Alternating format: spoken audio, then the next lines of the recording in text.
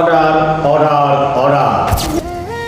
মহামান্য আদালত, কথায় আছে পৃথিবীর সবচাইতে অসুন্দর অশিক্ষিত ছেলেটিও অনলাইন প্ল্যাটফর্মে সফলতা অর্জন করতে পারে যদি তার ভিতরে থাকা সঠিক প্রতিভা সঠিকভাবে অনলাইন প্ল্যাটফর্মে প্রয়োগ করতে পারে এবং তার পাশাপাশি ভিডিও কোয়ালিটিগুলো যদি সুন্দর হয়, তাহলে সেই অনলাইন প্ল্যাটফর্মে তার প্রতিভা দিয়ে একটা অনলাইন প্ল্যাটফর্মের জায়গায় গিয়ে দাঁড়াতে পারে। এটাই আমার মূল বক্তব্য। That's all my lord. Order order order.